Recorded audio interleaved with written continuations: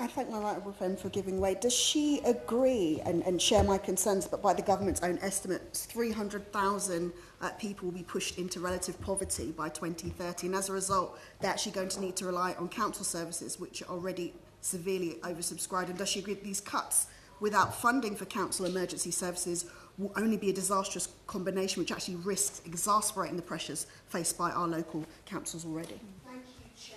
And thank you to my right honourable friend for bringing this important debate. She is always right and was certainly right today. And like many members, I have been contacted by hundreds of my constituents who are angry and anxious about the government's proposed cuts. They make no sense and people will be pushed further into poverty. And there's also no evidence they're actually going to get people into work, rather an abundance of evidence of how devastating they will be.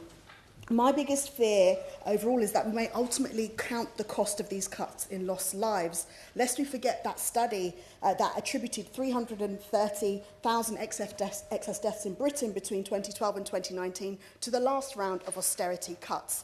There's no denying that a number of people who are claiming sickness and disability benefits are rising, but we can't ignore the fact that increasing claimants are linked to our ageing population and a decade of underinvestment in our health services. If the government's going to recoup costs from somewhere, they should cast their gaze away from some of the most vulnerable in our society and instead look at those with the broadest shoulders.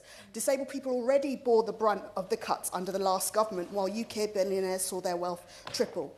These cuts represent the worst of all worlds, and they will plunge disabled people into poverty. They will fail to increase employment, they will make people sicker, and reliance on the NHS will increase, and they will not win the government any favours with the electorate. At the last general election, people voted for change. They voted for a Labour government that would be more compassionate than the previous Conservative one. So I agree with my right honourable friend, it's not too late to change course. The government can and should reverse these plans.